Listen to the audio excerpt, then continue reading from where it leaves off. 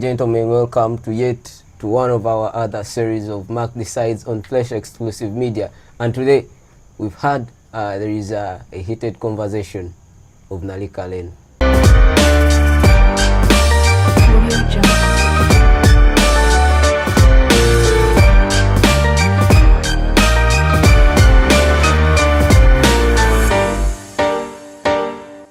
So today we are going to dive deep into this and decide which is which. We have seen two candidates, the two strong contenders in the race, are organizing the same street jam on the same lane, the same venue, and the same exact time. And today I'm joined by one of my friends, one of the alumni of Makerere University, and we are going to analyze this for you. And at the end of this episode, we believe you will be knowing which is which. I'll give him a chance to introduce himself. Thank you very much, Mr. Dumba. To all our listeners out there at Fresh Exclusive Media, Ahawe is my name, and I'm really glad to be here. Yeah. Yes, Ahawe, I would like to begin with a simple question. What was your first reaction when you heard of this? When you saw the poster, I believe the first one was for Kadondi, and then after some time we saw that also Hannah Karema sent the same poster, same venue, same time, and the same day. What was your first reaction when you saw that? What came into your mind? Well, of course, I don't think they all came on the same day. I think one released theirs first. Yes. But in my mind, I was like, probably there's a bit of some disorganization here. Because looking into the facts that organizing any event that's outside campus, you need permission from different authorities. Probably you may find that those authorities are the ones that made some errors and made that collision to happen. Or one of them might probably be chasing some clout or news to break in the media to show that in case there is any hindrance in their event, show that I'm really biased, like some people are not supporting me in this different issue or another. But other than that, it was typically just some disorganization that caught this issue to get this heat as it is so far. So you think it was a misorganization on your side? Yeah. And then the question comes in, who manages Nalikka Lane? And if it is a public place, do you think these people needed to get permission first, or the person who sent the flyer first was the one to take on the venue? The issue of releasing flyer first, it's all about having to inform your audience earlier about something that is to happen. But being a public space, that area of Nalikka Lane, I believe when you seek permission from the right authorities, probably in the right order, I think they brief you on when or how long you're supposed to take, what measures you're supposed to provide to make sure probably everyone or everything is literally okay. And if all these two people that we are talking about really did what they had to do right, I think we wouldn't have to do this, we would not be in this situation that we're in at the moment. Yeah. So in your submission, do you think these two people did what they are supposed to do? And who do you think didn't do what they are supposed to do? That's a tricky one. But to me, I believe all of them did what they're supposed to do. Now, what I think is that probably one of them, you understand, this is my view, because by the time we have such things here, I believe someone might have taken a shortcut here and there. Yes. Now, I would believe that probably one of them might have gone straight to probably, if I'm to talk about just the one of the specific people that give permissions, which is police, someone might have probably gone straight to the OC of the Kikoni zone that the lane is. Yes. Then probably one might have decided to move straight, like the rumor is, straight to the IGP's office, move around police headquarters and the rest, come to Wandegea police station, then move to all those ranks up to down. So probably this person might have gotten a shortcut deal with the OC. Just to cut you short, exactly. Do you think the IGP was necessary in such an organization? Because I believe this is something where you have to first reach the OC, and then if the OC gives you permission, do you think someone needs again to go and reach out to the IGP, the Inspector General of Police? That is one of the highest ranks we have in the country, and then if he's engaging now in students' politics, do you think it was necessary? It's not necessarily. I won't call it engaging in student politics, because he is the head of this organization, which is the Yes. police force. But you think it was necessary, or the OC alone was enough? It is not, I may call it, reaching up to the IGP straight may not be that necessary. But probably if it's the protocol that the person may have seen convenient enough to pass through, then probably that was the right call to make. Because I don't think the OC in this case, as we are saying, is the right person to authorize such an event to happen. Because look at the number of personnel that probably is in a specific station, like let us say the police post here in Kikoni, the one that Nalikka Lane falls in. How many people do they have? Do they have like enough officers that can provide security of over? I want to assume that each candidate can probably pull up crowds of about 400 people. Do those 10 personnel there enough to provide security for all those people? For all the neighboring buildings around there? I don't think that manpower is enough. So I believe, in a way, you're trying to tell us that this person reached out to get enough manpower. Exactly. In simple terms, the OC cannot provide that manpower because the OC is the officer in charge of Kikoni. Exactly. And I thought it would be the OC to call for more enforcement, not again one single individual to reach out straight to the IGP, even skipping some ladders in between. Like we have the DPC, we have the RCC, all those people. Then why did they have to go up to the IGP? So this is like trying to show that if you do not have connections, reaching straight to the IGP, do you think that one street jam will not happen because now one person has connections to reach straight to the IGP? Do you think it will affect the other person who cannot reach to the IGP when approach the OC? In a way, I can say that to some people it may not look fair, but for any person, I believe if you have plans of organizing any event, yes, I think you're supposed to do the due diligence of making sure that you know exactly what needs to be done in order for me to organize this event. If there's probably need for you to go further and seeking permission from way up, from the IGP ranks up to the below, I believe that's supposed to be the right call to make. However, in your investigation, if you realize the only permission you need is for the OC, yes, and to grant you the permission, yes, then it's okay, go straight to the OC. But if in this case, if in this drama we are seeing and probably the right call to make was supposed to pass from the other way around, then whoever has done it is the right one. And of course, literally, we can just give an example of, I can say from Kasubi to Kikoni, there's just one major road that leads down this side, but someone can use Kasubi now, Kulavie, straight up to the other part of almost reaching to Wandega, then you come back and connect still back to Makerere and you have still gone back to Kikoni. But at the end of the day, everyone would have reached their destination, but it depends, was it the right way? That's the only question. So we have the Electoral Commission, which is the governing body of the elections in Makerere. They have not yet said anything about this confusion that is going to happen. So what do you think of that? The EC constitution is a bit a complicated one because if even you look at some of their guidelines and rules, they'll always comment about the university premises. Yes. And now you understand when you go up to this side, you are now no longer in the university premise. But then to cut you short on that, we saw that the EC wrote a letter that was instructing candidates to remove their posters even outside the university. So we believe even in this situation, they would come out with a few guidelines that these candidates would follow. Do you think the EC is doing the right thing to keep silent behind all this confusion that is yet to happen?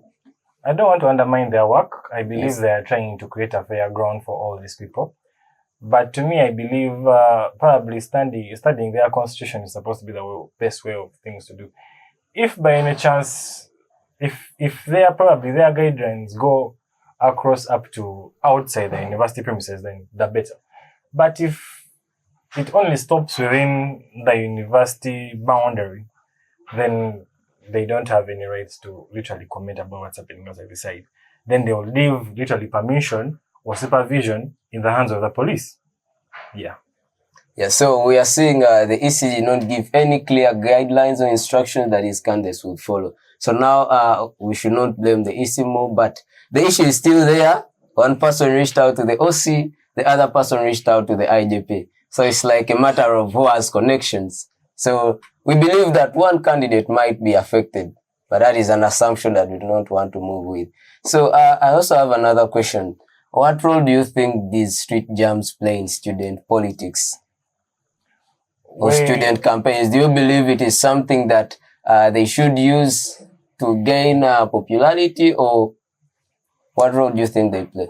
If you have to look at the manifestos of literally, I think the past 3 or 4 probably previous guild presidents, when they were still candidates initially, all of them literally go on promising bringing back social events of the university and whatever. But literally, probably you and I know, or it's a public secret, that within the university grounds, it's really hard to get permission to bring back these physical campaigns. Yes. Exactly. They literally, even for the few events that are allowed there, probably the few that we know of the students' bazaar, the freshers' ball and whatever, there are literally a lot of guidelines that govern this thing. They tell you that by 10 you must be done and whatever. But when you go now outside this way, I believe that is where these candidates or even the guild presidents have managed to exercise this perfectly. And because they keep on promising the students that you're going to bring this back and bring back, if it has failed within the university premises, then the only grounds they have to exercise that promise is outside this way. And I believe you must not look aside the fact that for the age bracket that we have, literally, the people that are studying, they would like to party. They like to party. Okay, on that note, I would like to pose a question that in our age bracket, people are more concerned about partying. So do you think the numbers that attend such street jams are more about voter engagement, or is only about entertainment? Do the crowds that a candidate get, do they guarantee support, or it is all about entertainment of these, let me call them Gen Zs who are still young? I've seen probably... there's a post that has been circulating whereby they are showing all the different candidates of the people, of the artists that they are going to provide for these events. I saw one that Diamond Platnumz was coming. You don't know whether he's aware. Probably Diamond is aware that this event is going to happen. If he's aware, then that will be a very good turn-up. Probably I would also attend that. What I can say, you literally, if you are looking at all the artists that have been invited for these events, for all the respective candidates, to me, for the candidate out there, for the student out there that is interested in attending these parties, they'll all be like, I think there's a word in Luganda of vibe, vibe. Kati, if you look at that, probably Camp A has brought in Shiba, B2C and whatever. The other person has King Saha, Nina Rose and the rest. The other person has Kapeke, Karokasita and the rest. You'll be like, who is probably going to give me that joyful time that evening? I believe that person will be the one to attract a lot of crowds. And then remember that the crowd number that you get is literally they're the people that you literally think that are the ones who are going to rally behind you and vote you to become the next guild president. And now, the people, what will the people think in the end of the day? I have a feeling that for this person will be like, if this candidate has have the energy, he has had the energy to bring for me Kapeke, you have brought for me Karokasita, and probably they are the artists who are trending of the late. I'd be like, probably even when he's now into office as guild president, when it comes to those entertainment sector, he'll bring me probably much better or something that is more energetic. So basically you're trying to tell us that these candidates are using these street jams and bringing all these top musicians, because there is a meme that has been trending on social media that the entire music industry is in Kikoni on Tuesday.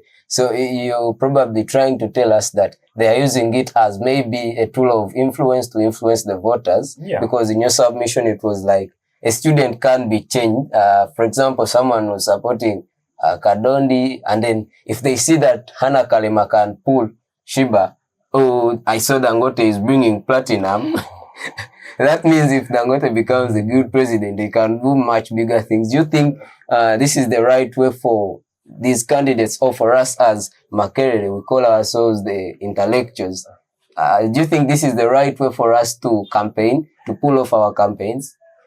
If Honorable Daniel Dangote wins this election, because Diamond would have come for this event, would give much credit to Diamond for having boosted the candidate. Yes. But then it also cuts across to these different candidates for the artists that they have brought on board. If probably I've also had a meme also that was going around where someone was saying, they were saying, go genda bereri ngoyimba kana kamwanyi kaliwo, and then the other person is going to be saying, somebody. Now you literally, someone would be like, where do you think the vibe will be at? And I think it will be at Kamwanyi. Akamwanyi kaliwo. You would think otherwise because it will depend. By the way, all these things. But then we don't need to also undermine some of the I don't artists. undermine. Like King Saha is one of the big names in the industry. They all have a huge fan base. These are all big stars. They have done big things in the industry. But I believe, literally, at the end of the day, it's going to be up the students. Where do they want to go? Yes, where do they see the most vibe? At the end of the day, is also where do they feel secure? Because if they sense any sort of harm or danger that may happen to probably the other person's campaign or rally, then they'll run somewhere also where they feel safer. And I believe at the end of the day, it's the students that will literally have the final vote in this. If you feel that because the other candidate has voted for Makerere and Karoka Sita, that they deserve your vote, you will attack. If you feel, if you feel you want to vibe with Shiba, you will go that side. If you feel you want to vibe with Diamond, you will go where Diamond is. If you feel you want to rock where Munji is at, if you feel you want to go where King Sa is and the rest, it's up to you. But at the end of the day, it's your choice. If you feel like this is appropriate or this way, your vote is the one that matters at the end of the day. So this would also bring me back to one of the most trending topics and conversations that are within the student community, that there is too much monetization in these campaigns. So now we are also seeing that what will happen to a candidate who cannot get money to bring all these big artists, because we believe you cannot just bring Shiba just for just. She asks for some good money. And maybe we would say that King Sa is because of the party, and maybe those of Nubianly. But then what happens to some other candidate out there who cannot afford to pay these artists, and however much they are having the best ideologies for us? So what happens to them? Do they also still get a platform to be voted for, or these ones who have the money will now take the support of the students? Unfortunately, it is rather unfortunate that this is the new way to go. But at times, I think I believe people are still developing new tricks. Yes. Right now, the trending one may be using these artists to come and entertain the voters so that you get the number that you're interested in. But I believe in the future, there may be new tricks that may come in that people will engage in so that they win the election, whether it is going across to our country, whether it is within now our university politics, we shall see then. However, depending on now the new tricks that someone is using, you usually have to play, if you're all playing on the same field, and this team has signed, let me use an example, the football stars. If I've signed Ronaldo, then for you as a team, if you want to compete with me, make sure you have the Messi on your team. Make sure you have the Neymar and the rest. But if you think that it is unfair just because I have got the potential to bring in these big names and for you don't, then you should pull up your socks. Not in a bad way. Basically, we are chasing out people who do not have money out of student politics. It's the new game. It's the new game. It's the new game that people are playing. And unfortunately, for those that don't have the potential, you are out of it. Because the person that will bring in the most names, the people that usually your supporters, your very supporters are supporting you that doesn't have the resources. There are people that this person wants to see. Even them supporting candidate A, but they have failed to bring in this artist and this other person, I'll run to candidate B that has this, let me use the word vibe. Yes. I'll just run there. Then if I'm interested in, if I don't have probably my loyalty to this candidate, then I'll just run the other side.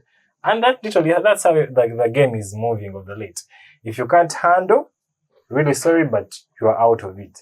And that literally goes beyond not only like in bringing in artists, it even goes beyond to the crowds. Yeah. Literally, you will understand that nowadays, literally the crowd will be following not only the person that believe has a great manifesto, but the person that they also believe has the monetary potential. If they believe that moving with you is a waste of their time, minus your great potential, minus the loyalty effect, well, they will pull back. But they will follow this other person, not only having a great manifesto, but a great person who has more money. Exactly, then they will follow that very person at the end of the day. So, unfortunately, it's just the new normal, it's the new era. You either play ball or you're out. So that means if it is the new normal, because you look at Makerere University has over 40,000 or 30,000, if I have the numbers right. And I believe in all those numbers, we have potential guild presidents. But then if again we play it this way and we make it the new normal, to me, I believe it's going to limit out the potential candidates to come out of the race. You can even see some of them would cite it that I would have come for this, but then money limited me. So I believe also the university administration or whoever has authority, they should try to come in with some means to ensure that they limit this, that even me who cannot afford to bring artists, but then I'm a capable guild president, then I can come and contest. So I also have another question. Probably. What are some of the risks that you think come along with such two political events of two strong political contenders? Because we've also had that in the race, you only have two. However much we have 13, but then everyone is talking about only these two. So what are some of the potential risks that you see that are going to come along with two political events being organized at the same venue, the same time, and the same day? Whereas for you are saying we only have two, there's also been a saying on the streets that it's literally 12 against 1. I don't know which statement is right of the two. I think 12 against 1, I have not heard of it. There's the one of 12 against 1. I believe people, our listeners, know who the one is and who the other 12 are. We will not go into that. But of course, you understand that part of the risk that can be seen or projected in case such things keep on happening is literally violence at the end of the day. You understand before all these candidates that come up literally have all been endorsed by some powerful. When you go to the literally Makerere politics, you understand that these candidates are endorsed by mighty halls of residence. Yeah, that is me. And exactly, and you understand that some of these halls of residence don't collide. Exactly. If there's any collision between either their movements or whatever, or someone that's literally prohibiting them to have an event or whatever, then there is violence at the end of the day. And now looking at so-called the Nalikka saga, if probably you'd probably project. That's why I think we have been here saying, I want to look for my helmet. People even looking for bulletproof vests. We don't know where they get those ones. We've also seen someone dressed in something that is metallic. Mukanonye paver. Even selling pavers at 10,000. Here there is a whole track along Caltech Road that has pavers there. Probably the construction manager, the construction manager should be ready to protect the construction materials because they may end up getting misplaced. People may steal those materials. But you would really project such activities to happen in case there are always these collisions that happen. So I don't know whether the mistake was whether it was because of police or someone is just chasing news for clout.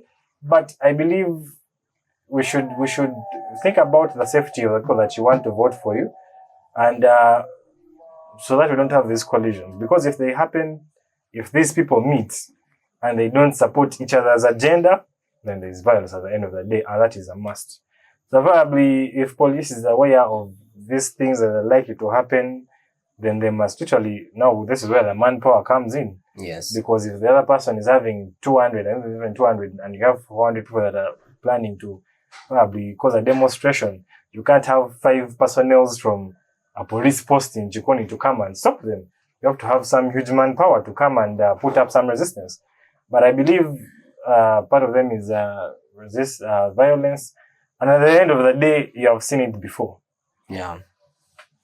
There is a possibility that the candidate that may probably be overtaken in the event may even end up getting a sympathy vote from the majority. If they feel this person has been segregated, police is favoring the other person, then they'll be like, why? We are getting this other person because they are representing the minority people, they are representing those that are being oppressed by the system. And it may be literally a false propaganda, but typically, since that's what will be seen at the ground, then that's what people will go with. So, you've told us violence will happen because we've also heard from, we usually call them the ancestors, that in the past we had such a collision of 2 political events happening, and then that one student was stabbed and then we lost lives. So, we wouldn't want such to happen. So, you as a person, Would you agree, or would you let this happen? If assuming you had any authority to stop it, would you let this happen, or you would let it continue because you know it can claim someone's life? These are two parties that are not in agreement with each other, not at any point in time. Would you allow it to happen, or you would let it? You would ensure that at least maybe one candidate should look for another venue and then the other stays. If there was any assurance that these two events can happen without any sort of violence, yes, then it is very fine. But you think, that assurance is there because there is no way you can prove me that we will not have any violence. And the problem is it's not there. Yes. Go on social media platforms, look at all the arguments that are happening. All of them are showing people that in Uganda, literally the term used is katubasangeyo. Yeah. So if I find you there, people are literally telling them that if I find you there like this, you will see problems. But, and literally that shows you that this thing cannot happen. You know, they both can't hold this same events on the same ground on the same day at the same time. It can't happen. If there are probably 2 different days, probably the better. But since we cannot have any assurance that in case this person is to put up their stage, probably at the other global parking side, and this person is put up their stage at about the University Christian Fellowship Church side, and literally they leave us, the audience or the students, to be in the middle, then we shall have something colorful. If I listen to a Kamwani the other side, I go listen. If I listen to somebody the other side, I go listen the other way. And we go on like having that peaceful event. But since we have no assurance that any of this can happen, the safety will be there, then it will be a very huge risk to allow this event to happen at the same time. It's a very huge risk. Yeah, it's a very huge risk, and we are seeing that, as I said at first, that the Electoral Commission and then the university administration is very quiet and very silent about this. We don't know what they'll do, or maybe they are waiting for these candidates after, and then someone was saying if I was the EC, I would definitely dismiss both candidates, which we believe it's impossible unless you want to see another strike in Makerere. Yeah. So you as a person, do you have any plans of attending, or you've already secured your helmet, or you're scared? I'm attending both these events. If I've seen a flyer behind me that should be showing over 6 events happening. I don't know whether it's on the same day or the other day after. Now, as a person, I'll be interested in probably, you understand all these events are actually happening in the same area. Different streets, but actually in the same area. Yes. I would wish to go probably where Kapeke is, Temen Single. Then I come down, I look for King Saha, and I vibe to the Mpala music and the rest. Then I probably switch elsewhere. I've seen there's an event in Chikumi. I go see Pepe Busi. Then I literally come back and I see what B2C is saying. And then we also have Ssuuna Ben coming back with the Nyanya Nyanya. We had, we saw his event the previous weekend at DV. Yes. And it was, people enjoyed themselves. So as a person that is literally interested in the entertainment bit of it, you literally want to make sure that you are available everywhere. If there's a way that you'd clone yourself and be this way and that way, you would enjoy. Because these are all big stars and they are coming, and literally everyone deserves to be entertained. Yeah. So this is really gonna be, I don't want to call it a World War. It's going to be a Nalikka Lane war. Yeah? Yeah. Because now these two people are going to be fighting for Nalikka Lane. So our dear viewers, please, we have breaking news though. If you cannot secure yourself, please do not attend Nalikka. Just stay in your hostel. We have Arsenal playing that day. We have Real Madrid. Some of us, that's where we are going to be because we do not have helmets ready. You were telling me you have breaking news. Yeah. Before, I've seen some news telling me that probably the other party has left Nalikka Lane to Olympia Close. I don't know how this is true. It has not yet been confirmed from any of the candidates' official pages. But I've heard that probably the Noop Camp. Which Noop Camp? Let me call it the Noop Camp because literally we all know the story behind the Noop Camp. I've heard that Noop Camp is going to Olympia Close. I don't know if this is true, but it's an allegation that has been trending before we came, I think, as we're on set. Yes. It's what I've received. And probably if that's now the new, if that's probably, if it's official, then I think it's now better. Because now actually, I would have no collisions between these events. Someone will go to Olympia Close, go to Nalikka Lane, go to Bascon, go to Chikumi, wherever you want to go. And you'll expect typically all these crowds will be in different areas, different zones and territories. probably the better security would probably get a chance to control all events. But then, do you think, in short, do you think that party would really allow to leave? Because each party wants to show dominion, that they are the ones superior. Do you think it would allow to leave Nalikka Lane because they are claiming to have booked first? And then me, I was asking myself that if these two parties are claiming that they have proof for booking, why didn't they post their proof? Exactly. Why don't all of them post their proof? Someone wrote on X that why would a mere chat GPT letter make you think that you booked first? If you could accompany it with evidence, then that would be better. So I believe both candidates, that would have been the right thing to do. You booked, you have all the proof. Why don't you post it? I have the proof of one of the candidates booking the venue. Yes. And it's official. It's official. But then the candidate themselves, they have not posted it on any of their media handles like X, WhatsApp. For me, I think it is official, literally. Because I have a letter literally here that literally even shows stamps from some offices receiving the notification that we are planning to hold this event. And the fact that some of these offices have it in received. If probably our viewers can zoom in to see. We have I have a letter here. If probably you can zoom in and see. I'm looking at one of the candidates. I'm looking at stamps. I'm looking at copies being sent to the IGP's office and the command and here and there. So literally, this is at least one of the evidence to show that one of the candidates literally is meaning what they are saying, that they booked first. And we have not yet seen evidence from the other camp, unfortunately. But I know they have it. Because by the time you come in, the bigger question will still remain that who has the authority to give permission for these candidates to use Nalikka Lane? And that question will remain unanswered to any of us. Until we know who's the right Because person. People will still claim that this is a public space. And if it's a public space, if I posted first, then you as someone who knew that I was going to use this space, why would you still come over and also take this space? So as we conclude our podcast, I would like to ask my guest to give one word to the candidates and then one word to the gallant Makererians as we close. Gallant Makererians, literally, at the end of the day, one, let the best candidate win. Yes. Let the best candidate win. I believe that the people will decide this at the end of the day. What I can say is for the candidates, let's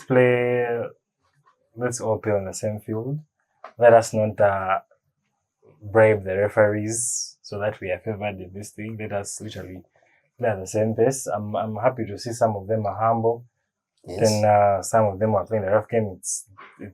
It's okay. If the EC really has its guidelines that they follow, if any of them is actually doing it false, then there are penalties to be faced. So by that time, we shall leave the EC to take its charge. But at the end of the day, let the best person win. Tomorrow, let everyone go and vibe. You know, some people literally see these artists when they have organized concerts at Lugogo and the rest. But if they bring it to you in Kikoni where you stay, which is for free. Go, temensingo, dance. Whether you support Hannah, please go and attend her street jam. But another way, for me as a person, you will see me in all events. Don't ask me at what time, but I'll be everywhere. I'm just imagining how that will be possible. But then, as we conclude, my message goes to all the candidates that please, do not put the lives of your voters in risk, because you know what can happen from this, having two political events at the same venue. If you people could sit down, because I believe it's not that late, if there is a possibility of one shifting, then that would be better. And then to us as the gallant Makererians, please, let us not be taken by the vibes or by the musicians that one person is bringing. Let us also try to put their ideology into perspective as we vote, because we need someone. This good president is going to represent our voices up there in the University Council. And then as I conclude to the university administration, please let the students choose their guild. Let us choose our guild representatives, because they are representing our own interests. And if we cannot vote for our own guild representatives, that means our own interests will be left behind. Thank you very much for tuning in. Thank you for Secretive Media. Thank you, Mr. Dumba. Please subscribe. Please hit that subscription button and turn on the notification so that you can be updated. Thank you.